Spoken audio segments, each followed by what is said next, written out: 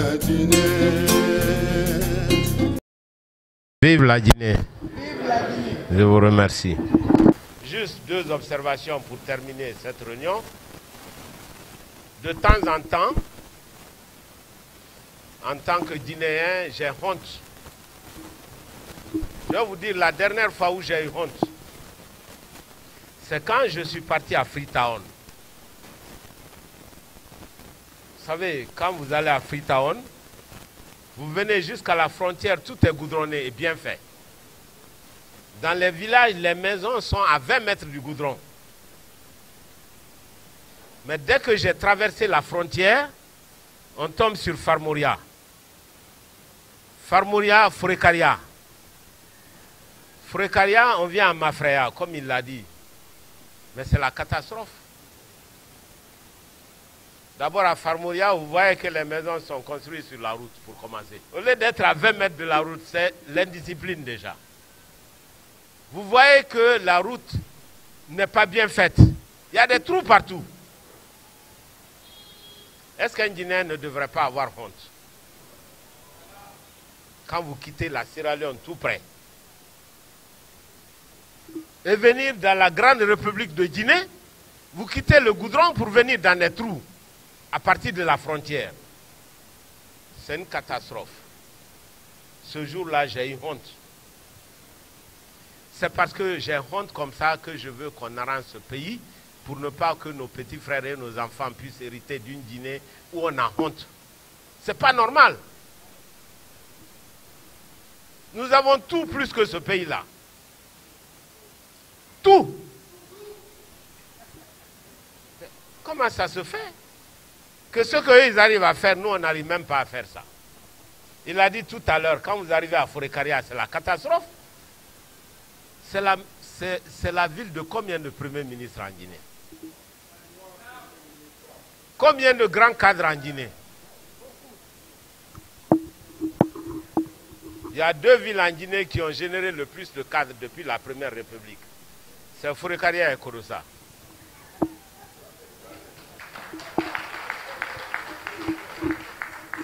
C'est vrai ou c'est pas vrai?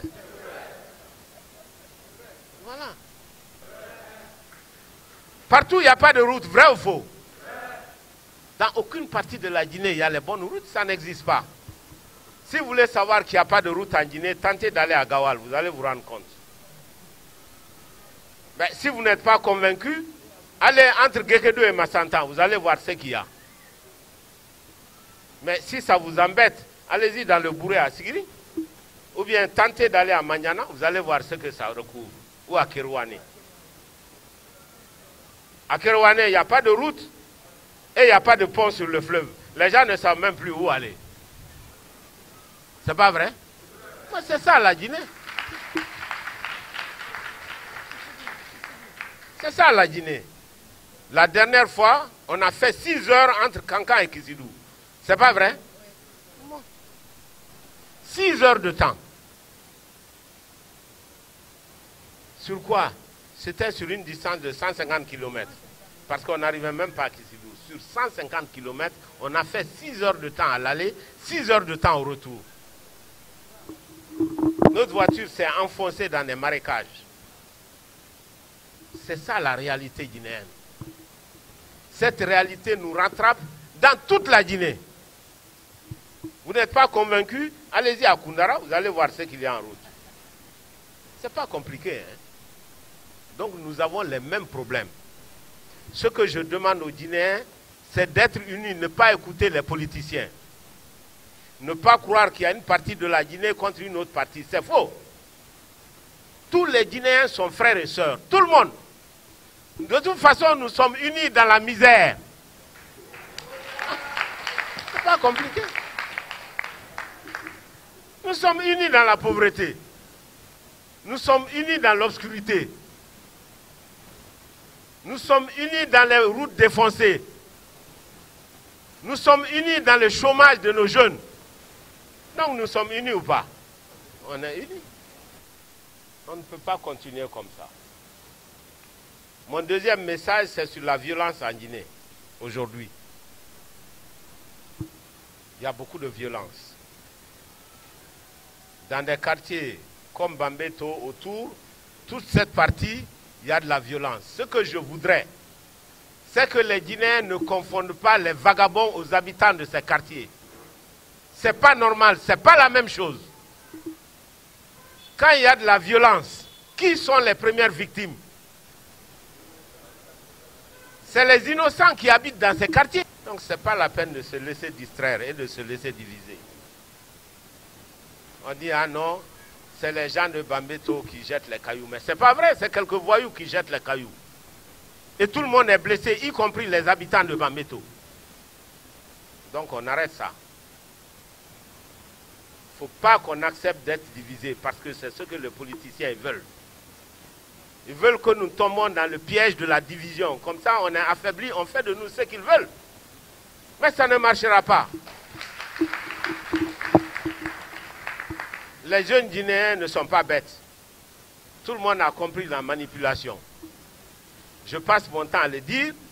Il ne faut pas que les gens pensent que la politique c'est la manipulation ou c'est les menteurs. Je dis toujours, vous avez laissé les gens véridiques, vous avez voté pour les manipulateurs et les menteurs.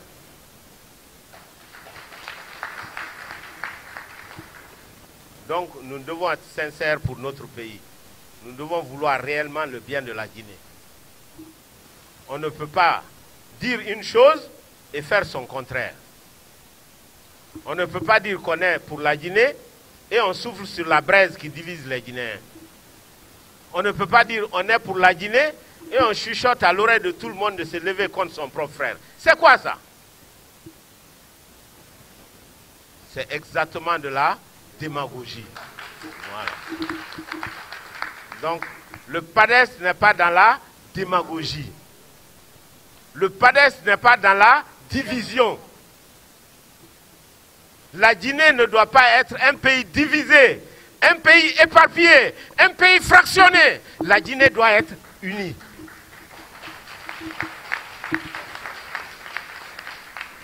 Vive le PADES!